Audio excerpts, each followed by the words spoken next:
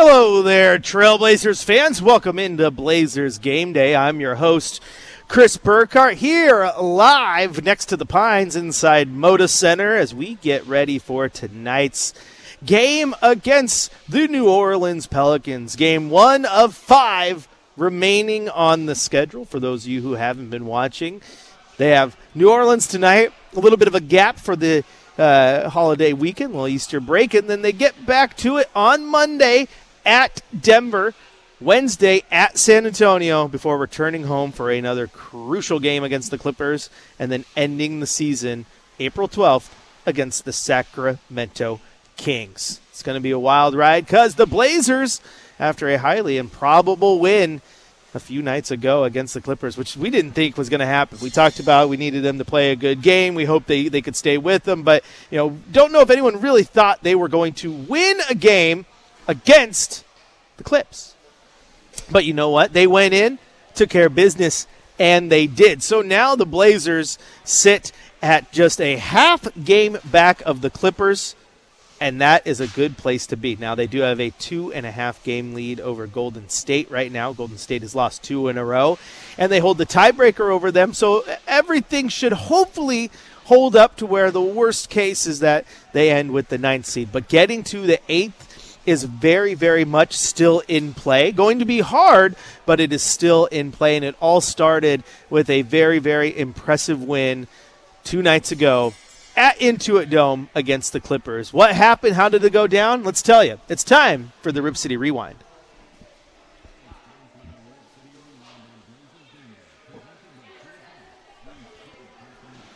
Well, this game was a thing of beauty. It was absolutely beautiful. It was shot for shot. The Blazers were matching the Clips, and they got out ahead. And this whole entire game, you're sitting there watching going, okay, this is going to be the moment where it breaks. This is going to be the moment where it breaks. This is going to be the moment where the Clippers come back. And it just never happened. The Blazers were able to hold on. In the first quarter, they led after 34-31. And you're sitting there, and I'm watching this game play. I'm like, hey, this reminds me a whole lot of the way they started against Denver. Can they sustain it? Portland shot 45% from the field in that first quarter, including 46% from beyond the arc. Now, the Clips were the same, 57% and 44% respectively, which is why it was just a 3-point game. In the second quarter, though, the Blazers' defense locked in a little bit, got the Clippers off their game. Offensively, they were still able to get it going.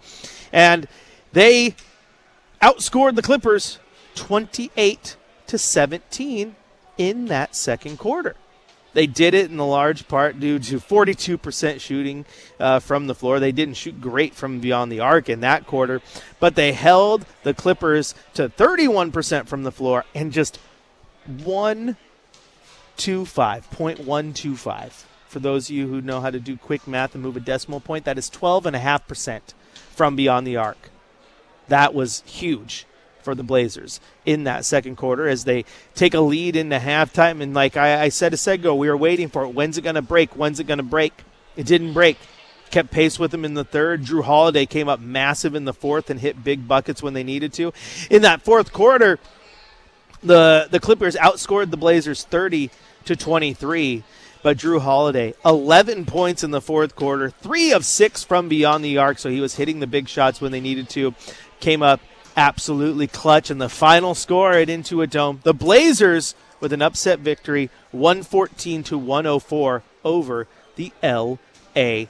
Clippers. Points in the paint, 52-48 in favor of the Clippers. Second chance points is really where you can point to this game being won. The Blazers outpaced the Clippers on the second chance points, 32-14, thanks in large part to 18 offensive rebounds. In fact, the Blazers out-rebounded the Clippers 48-30 in this ball game. So when you have an 18-rebound advantage and you do absolute work on the offensive glass, you get those second chance opportunities. And kudos to the Blazers because they've had the second chance opportunities before, but not necessarily converted on them. They converted on them in this one, again, to the tune of 32-14 in second chance points. And they turned the ball over 17 times, which is technically less than their average.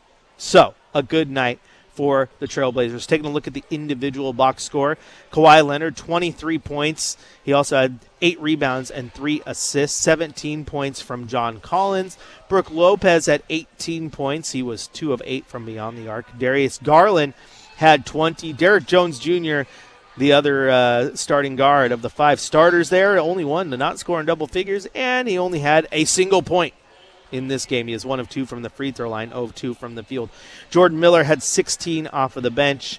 That was the only major player because Ben Mathurin, who had been really, really good up to this point, had just 4 points. Defensively, the Blazers locked in. Now on the Blazers side of things, Denny Avdia, 28 points, 11 rebounds, 8 assists. He was doing exactly what he needed to do. We actually felt for the first time since returning from injury that he felt like the Denny Avdia of earlier in the season. Very good game from him. He was 11 of 12 from the free throw line. Tamani Kamara, 17 points, 7 rebounds, 4 points and 4 rebounds. Excuse me. A little bit of a cough there. 4 points and 4 rebounds from Donovan Clingan. Now, would you have liked him to be more assertive offensively? Would you like him to have more rebounds? Yes. But in a day when your best rebounder has only 4 rebounds, but the team out-rebounds the other team 48-30, it proves that he wasn't needed because the team was rebounding the basketball quite often. I think you go watch that film, Donovan Clingan is helping box out, maybe drawing some attention from the defender, which is why Denny was able to go get 11, which is why Tumani Kamara and Chris Murray were each able to go get 7. Drew Holiday led the way with 30 points in this game. He also had 6 rebounds and 2 assists, 15 points from Scoot Henderson, and then Chris Murray, 7 points, 6 assists, 7 rebounds, so you're getting close to a triple-double there. But the fact that he had those 7 rebounds, 4 of which were offensive, he absolutely was great. Big rebound when they needed it, allowed for those second-chance points, and allowed for the Blazers to get this win. Now, Matisse Thybulle had 5, Robert Williams, 6 points, 7 rebounds as well. That's the story of the game. They cleaned the glass, took care of business, and never let the Clippers really get back into the game. That's exactly what the team needed to do. I love the fact that they were able to go in there, get an upset win, and now they are sitting in a spot where they are still very much in play for the 8th seed. Is it highly probable?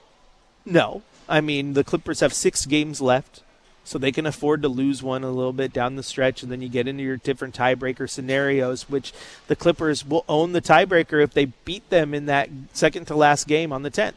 If the Blazers win that game, then it goes to divisional record and how things play out. Blazers, I think, still have a chance there, but then you're getting into the deeper tiebreakers. But still, if you take care of business the rest of the way, maybe you pick up one of those games in San Antonio or Denver, and then you beat the Clippers again, and you end the season with a victory against Sacramento.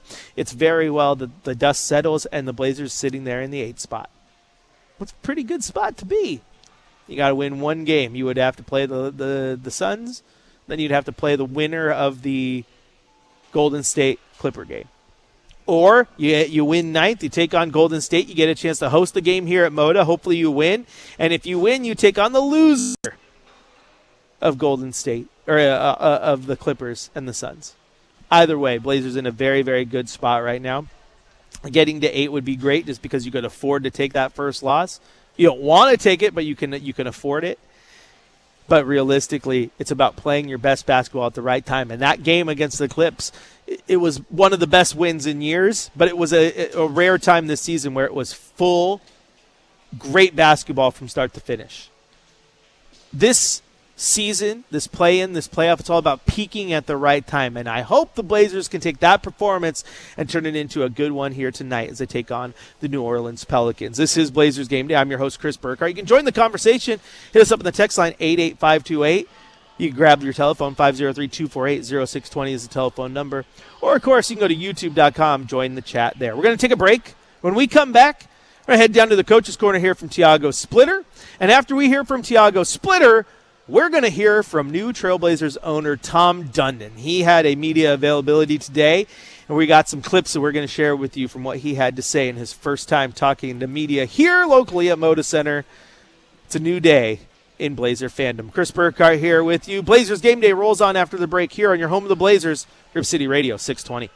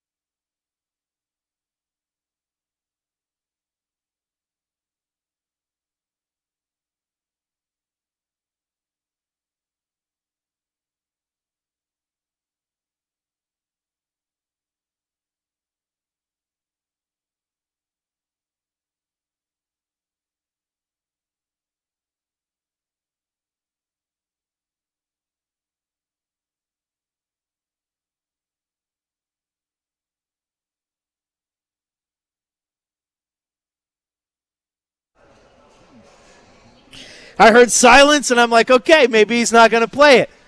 I let it go. I gave it a little more runway. I'm like, okay, I guess we're back. And, of course, like right as I open my mouth, the intro hits. Welcome back into Blazers Game Day. Chris Burkhardt here with you. Time now for the Coach's Corner. We're just waiting for Tiago to head to the podium, and he's there right now. So let's hear from head coach. Want to whistle and start running practice? What? No, did he run practice today? No.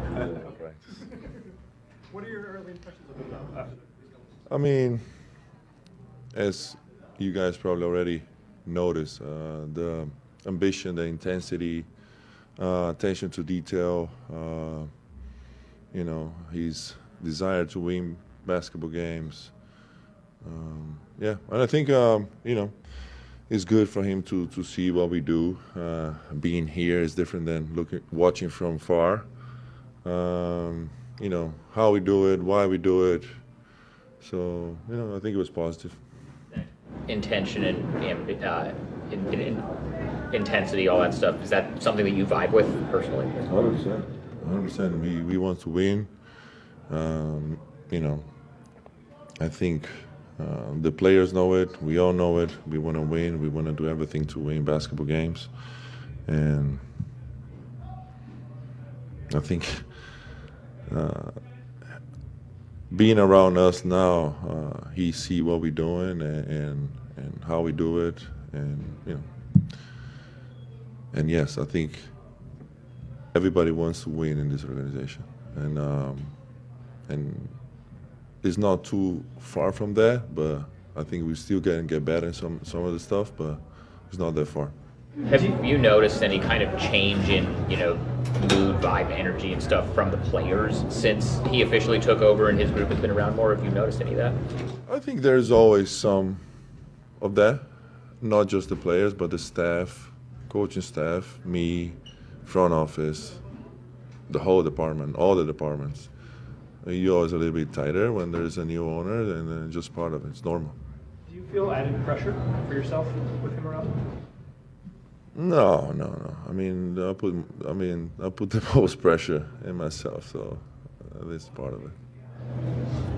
Tiago, that game in LA was probably the closest you played to what you guys were at the beginning of the season with the intensity and the effort. Do you think that's tied to maybe a little bit of new ownership coming in place and guys want to impress, or is that something that you guys were just able to kind of tap into? And if it is, how do you keep that going? I don't know. What's the answer to that?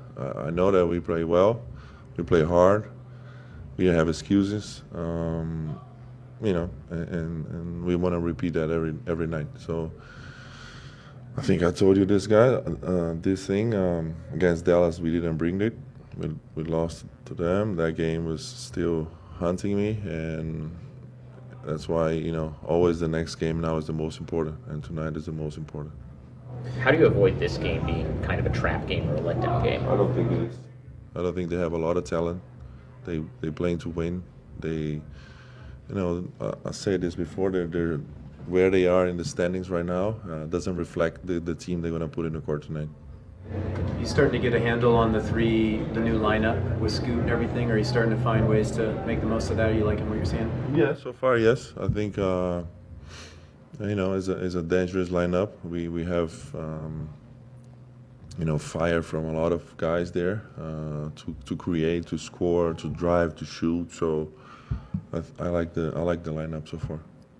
Has Jeremy undergone the few further testing that you expected him to make? Is there any type of update on his status? There's no update. They all progressing. All the guys are progressing, are getting better, but there's no updates there. The G League guys, I assume they are not available tonight? I'm not sure. What's the... Yeah, Youngblood and Kent. Sorry, I think that's what we have. So they're available. Yeah. How are you making those decisions with those G League guys? We were just talking about that. I just got out of the meeting, so you gotta. They just won, so they did a good job last night. They won, and they have another game now against SAC. So we were just talking about that before I came here. So that's why I didn't know who was active, who's not. All good. Mike, good. Good to go. Good? Thanks, Thiago. Yes, sir. And there you hear from head coach Tiago Splitter, and obviously asked about Tom Dundon, who had his introductory press conference today. It's nice to hear from him. As I told Chad, I didn't get a chance to listen to the full thing, so I was in some work meetings, and unfortunately I had to miss it, but the vibes are there. You got an owner who is taking the time to sit there and talk to everyone, which is great. And I think Tom Dundon has a vision, and that is the most important, is having the path and the direction of which you want to go. Not to say that Jody Allen didn't. It's just that, as I've said multiple times, Jody Allen didn't ask for ownership. It was thrown into her lap under the worst circumstances imaginable. I mean, her brother passed away, and then she had to step up and help, run and clean the estate. It's not enviable for anyone, to be quite honest. And if you felt that she didn't have direction, I can understand why she didn't.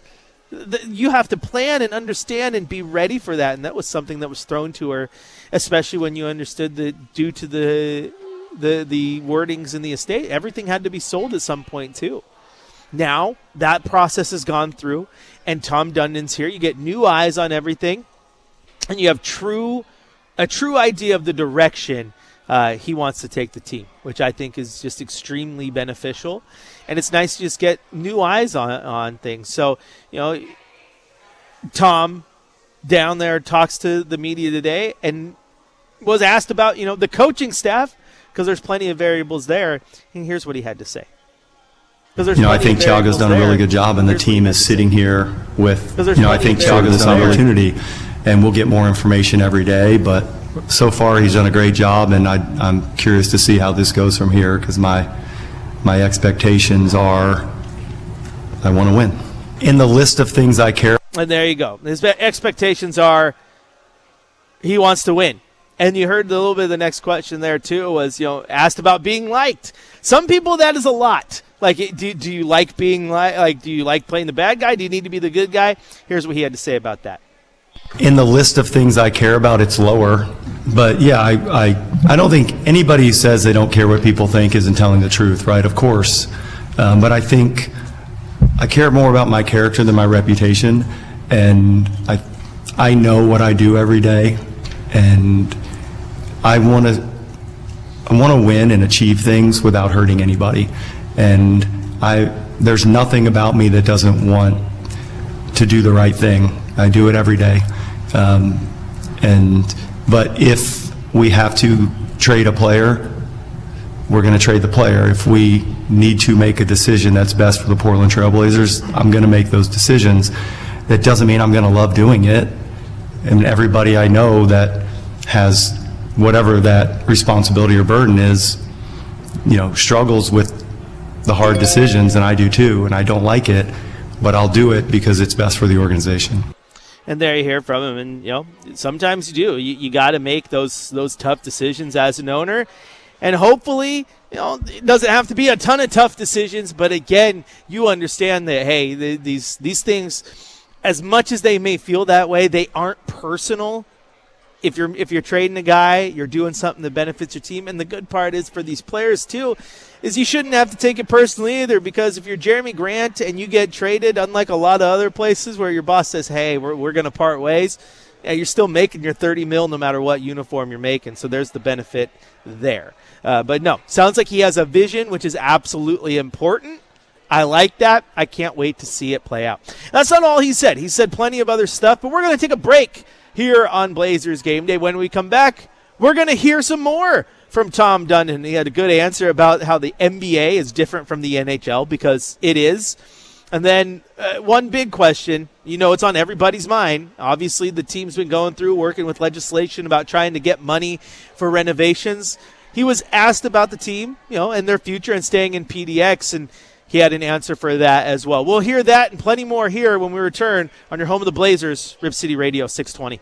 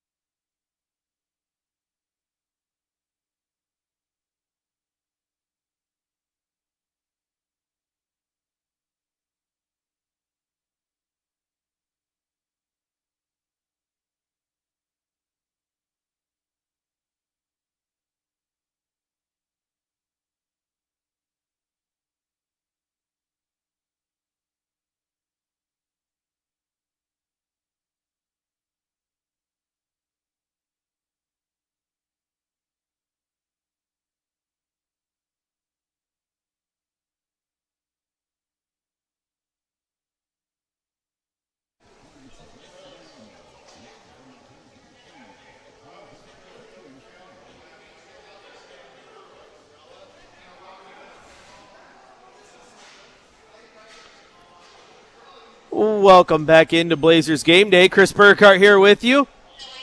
Going to turn around and get you ready for this Pelicans game, but we still have plenty of Blazers to talk about because a lot going down today as Tom Dundon had his introductory press conference, which is something we're not used to here. Paul Allen was the owner for a pretty darn long time, and then you had everything that happened with his estate and his unfortunate passing, and you knew the torch was going to have to be passed to the a new owner and a new era in Blazer history, and here we are. It's official now. So, yeah, an interesting time, that's for sure. And again, he was talking to the media today, and one of the things that he was asked about, as I mentioned, was the team and their status in Portland. This is Portland's basketball team. They've been here for a very long time, and the minute the news broke that the team was going to be officially start the sale process, the question about relocation and their future in the city was the first thing people talked about. And, of course, Dundon was asked about that today. It's interesting how when I bought the hockey team, everybody, because I was from Texas, I was going to move the team to Houston. It's all I ever heard about, but I never spent any time on that subject. And I haven't spent any time on anything other than trying to figure out the renovation and the lease, and it's kind of all I've focused on. So anybody who would, you're welcome to write what you want, because if we get attention for the Portland Trailblazers, I appreciate it. But at this time, all I'm focused on is how do we get a lease done and how do we get the building renovated. And I'll just add, Tom would not have asked me to join this group had that been on the table. And so I just want you guys to know, we're optimistic people. We met with the mayor today. We know that the state has done some amazing work on this also. We're full speed ahead. So there you go. Obviously, the team, that's their intent. But that's always the things they say. You don't really get an owner who comes in and does say, my intent's to move, my intent's to move. But you couple what they're saying with the fact the team has obviously been doing a lot of work with the state and with the city to try to secure funds for renovation. And, Tom Dundon today was not his first day talking to anyone. Okay, he did not walk up today, introduce himself to the media, and then go, meet Tiago Splitter for the first time. So these things have been in the works. Tom's been involved in that. And I have been very, very upfront with all of you that I don't believe the team would move. I believe they're staying here, and through all of the legislation and all that, they definitely believe that that's the case. Also, to my beautiful wife who's out there listening, thank you for tuning in. Texting me, trying to get me off my game. Not going to work. But I'm excited. I'm excited for new leadership. I'm excited for just a new set of eyes on things. Sometimes that's as important as anything, is just a chance to look at something from a new perspective and gain that knowledge that comes with that, and then dedicate yourself to winning, which that is one thing about Tom Dundon. Whether it was what he's done with the Hurricanes and everything else, everyone talks about this guy wanting to win games, wanting to make a winner out of his franchises. That's what he said in the clip I played earlier, and he wants to win. How you go about that, sometimes you got to do the uncomfortable things, and that is obviously maybe trading some players or the things that come with the territory. I think he's going to be just fine, and I think that the new era is going to be fun. It's going to be great. We just got to get used to it, because this is definitely territory that Blazer fans aren't used to. The last time there was a legit change in ownership was not when Jody Allen came in. That was that continuation of the estate running things. She was just, the head of that estate. True change in ownership, you got to go back to Paul Allen taking over. And so this is a long time that Blazer fans haven't had to feel this. The caution in which you approach it with, the questions that you have, all come with that territory. I think things will be just fine. Now, another thing that people worried about was Tom Dundon going to be a very hands-on owner? And not every owner is. Some owners sit in the shadows and just watch things happen. Well, of course, Dundon was asked about that as well. I don't know that it's that it's not that cut and dry. You can be involved and delegate. You can be hands-on and also trust people. I don't trust anyone to make decisions without information and getting.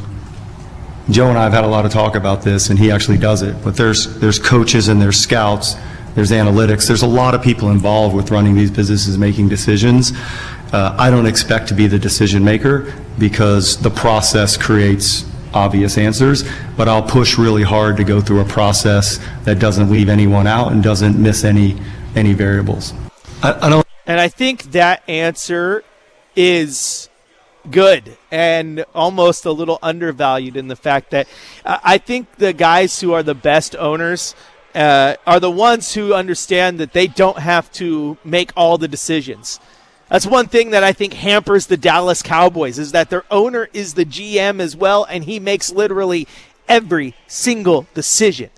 I think the owner's job is to hire the people that he believes are best to make those decisions, be involved in those decision-making processes, but do not be the one who literally does everything. Now, if your GM decides that he has a trade, should he come to you with it? Sure. And maybe you're like, yep, I like what you're laying down, but you have trust that when your GM says, hey, this is the trade I have, this is why I think it works for us, and you look at that and you're like, yeah, I do like that. Or you look at it and you go, actually, I do question your process there a little bit. Let's round back. That's hands-on still, but also allowing the people that you hire to do their job, and I think that goes a long way. Now, everyone talks about the Hurricanes. They know his job down there. He had a good answer, too, when asked about the difference between the NBA and the NHL. So I've been warned a lot that the players it's harder to get through. They make more money.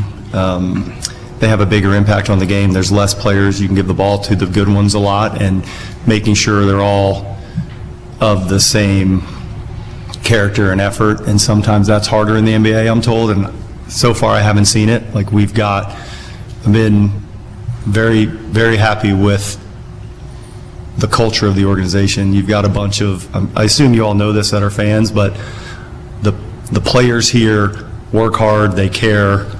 There's no drama. It's really special relative to what my expectations were, because I didn't know other than what I was told. No different, rumors, and you try not to listen to those things, but you can be impacted sometimes. But I don't think it's that much different than a company, than a basketball team, than a hockey team, right? You set expectations, you work hard, you want people with character and care, and I don't think there's going to be any difference between here, there, and anything else I do in life. They're different, but they're the same. You might be dealing with different personalities, but at the end of the day, again, you balance those personalities, you find the right way to win. I do like the fact they said that it was better than he expected walking in. From hearing some of those things, I'm sure you probably hear, it's the NBA, it's star-driven, lots of divas, blah, blah, blah. They walked in and is very complimentary of this team.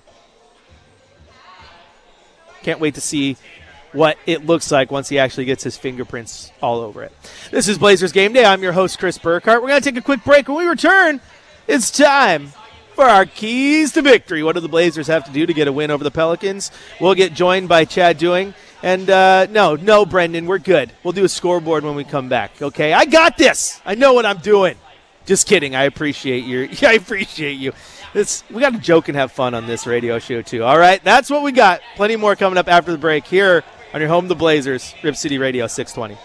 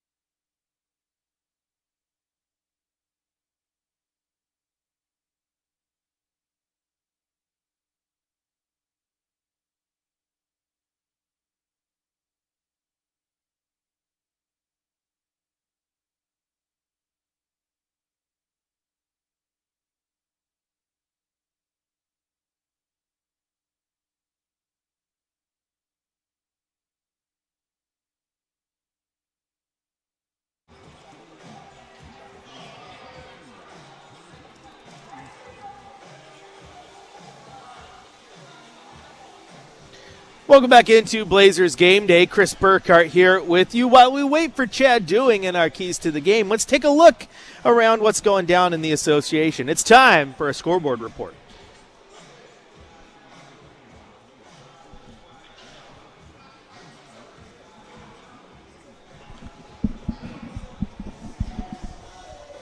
Quiet night around the league. 2 games underway right now. Charlotte out big against Phoenix. They got a 102-85 lead with a minute left in the third, and Minnesota trails the Pistons 73-11.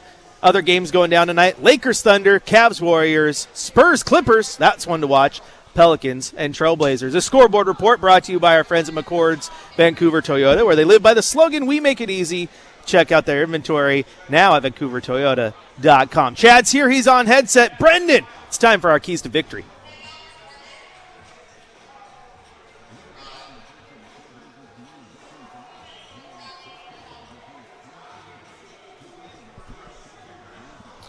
Chad Doings here, squinting at my dirty screen. What are you looking at?